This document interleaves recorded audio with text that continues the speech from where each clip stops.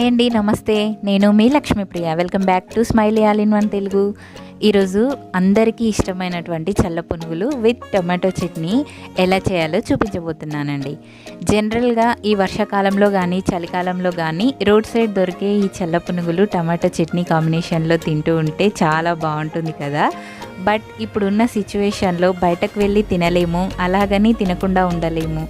So అందుకనే street స్టైల్లో taste వచ్చే విధంగా స్ట్రీట్ స్టైల్ చల్ల పునుగులు విత్ టమాటో చట్నీ ఎలా చేయాలో చూపించబోతున్నాను. జనరల్గా స్ట్రీట్ స్టైల్ ఫుడ్ అనగానే ఇంట్లో చేసుకుంటే పెద్ద ప్రాసెస్, బయట వెళ్ళి తింటే సరిపోతుంది అని అనుకుంటుంటారు కొందరు. లెంతీ ప్రాసెస్ లేకుండా సింపుల్గా ఎలా చేసుకోవాలో చూద్దాం. ముందుగా ఒక మిక్సింగ్ బౌల్ తీసుకోవాలి.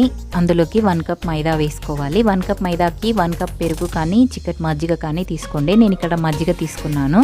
మజ్జిగ మొత్తం ఒక్కసారి వేసుకోకుండా కొద్ది కొద్దిగా వేసుకుంటూ కలుపుకోవాలి. ఇప్పుడు 1/2 టీ స్పూన్ సాల్ట్ వేసుకొని, అలాగే 1 స్పూన్ జీలకర్ర చిన్నగా కట్ చేసుకొని, పచ్చిమిర్చి ముక్కలు కూడా వేసుకొని అంతా కలుపుకోవాలి. పెరుగు పుల్లగా ఉన్న పెరుగు వేసుకుంటే మాత్రం వంట సోడా వేయాల్సిన అవసరం లేదు, లేదంటే మనం ఖచ్చితంగా 1/2 టీ స్పూన్ వరకు వంట సోడా వేసుకోవాలి.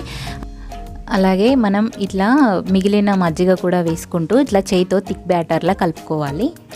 ఈ కన్సిస్టెన్సీలో కలుపుకోవాలి. ఇప్పుడు ఈ బ్యాటర్ని మూత పెట్టుకుని పక్కన పెట్టుకుందాము. జనరల్గా అయితే 2-3 అవర్స్ నానబెట్టుకుంటారు. మనం పుల్లటి పెరుగు వేసుకుంటే మనకు 1/2 అవర్ సరిపోతుంది. ఈ లోపు మనం చట్నీ ప్రిపేర్ చేసుకుందాం.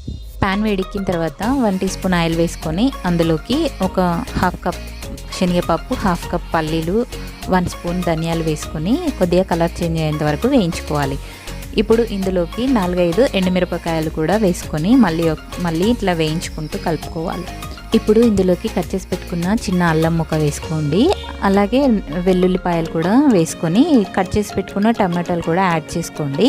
ఇట్లా ఒకసారి కలుపుకోవాలి. ఇట్లా కొంచెం వేగిన తర్వాత ఇందులోకి మీ పులుపు తినేదాన్ని బట్టి చింతపండు యాడ్ చేసుకోండి, లేదంటే టమాటోస్ ఎక్కువ వేసుకోండి. ఇప్పుడు ఇందులోకి 1/2 టీ స్పూన్ జీలకర్ర, 1 స్పూన్ రాక్ సాల్ట్ వేసుకున్నాను. ఇవి అన్నీ వేగిన తర్వాత ఒక జార్లోకి తీసుకుని వాటర్ యాడ్ చేసుకుంటూ పేస్ట్ లాగా పట్టుకోవాలి. ఇప్పుడు మిక్సీ పట్టుకొని పక్కన పెట్టుకున్న తర్వాత మనం చట్నీని పోపు పెట్టుకుందాం. ఇందుకోసం ఒక పోపు గంటి స్టవ్ పైన పెట్టుకొని అది వేడికిన తర్వాత కొద్దిగా ఆయిల్ వేసుకొని 1/2 టీ స్పూన్ జీలకర్ర, 1/2 టీ స్పూన్ ఆవాలు, ఒక 4-5 వెల్లుల్లిపాయలు కొద్దిగా దంచి వేసుకోవాలి. కొద్దిగా ఫ్రై అయిన తర్వాత 4-5 కరివేపాకు వేసుకోవాలి. అలాగే ఒక ఎండుమిరపకాయను చిన్న ముక్కలుగా చేసుకొని వేసుకొని వేయించుకోవాలి. ఇప్పుడు ఇందులోకి కొద్దిగా పసుపు, కొద్దిగా ఉప్పు వేసుకొని స్టవ్ ఆఫ్ చేసుకొని మనం చట్నీలో ఈ పోపు వేసేసుకొని కలుపుకోవాలి. అంతే, మనకు చట్నీ రెడీ అయిపోయింది. ఇప్పుడు మనం 1/2 అవర్ ముందు నానబెట్టుకున్న పునుగుల పిండిని మళ్ళీ ఒక 2 మినిట్స్ పాటు చేయితో బాగా కలపాలి. ఇప్పుడు ఆయిల్ వేడెక్కిన తర్వాత మీకు ఎంత సైజు పునుగులు కావాలో అంత సైజు కొద్దిగా వేసుకోవాలి. మనం ఎంత చిన్నగా వేసినా ఇలా ఉండలుగా మంచిగా పొంగుతాయి పెద్దగా, కాబట్టి మనం స్మాల్ సైజ్ వేసుకోవాలి. చిన్న పునుగులు కాబట్టి మనం ఇదే పిండితో మైసూర్ బోండా కూడా వేసుకోవచ్చు. ఇలా ఒక్కొక్కటి మెల్లగా అన్నీ వేసుకోవాలి. మనం సిమ్ టు మీడియం ఫ్లేమ్లో ఉంచుకొని ఇట్లా వేయించుకోవాలి. హై ఫ్లేమ్లో వేయించొద్దు, తొందరగానే ఫ్రై అవుతాయి.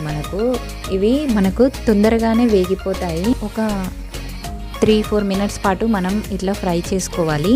చూడండి, మనకు చక్కగా వేగిపోయాయి.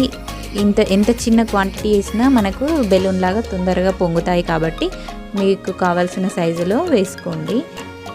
చూడండి, మనకు కరకరలాడుతూ పునుగులు అయితే రెడీ అయిపోయాయి. ఇట్లా ఒక ప్లేట్లోకి వేసుకొని ఒక ఆనియన్ విత్ టమాటో చట్నీతో సర్వ్ చేసుకోండి. సేమ్ మీకు స్ట్రీట్ స్టైల్ బండి మీద తిన్న ఫీలింగే వస్తుంది. తప్పకుండా నేను చెప్పిన సేమ్ ప్రాసెస్లో మీరు ట్రై చేయండి. ఎలా వచ్చిందో కామెంట్ చేయండి. చూడండి ఎంత పర్ఫెక్ట్గా వచ్చింది మనకు పునుగులు. లోపల పిండి ఉండొద్దు. ఇట్లా విరిచి చూస్తే మనకు లోపల పిండి ఉండకుండా మొత్తం గ్యాపే ఉంటుంది. అట్లా అయితే వచ్చినట్లు టొమాటో చట్నీ పెట్టుకొని ఆనియన్తో తింటే ఎంత బాగుంటుందో కదా. తప్పకుండా ట్రై చేయండి. ఎలా వచ్చిందో కామెంట్ చేయండి, లైక్ చేయండి, షేర్ చేయండి.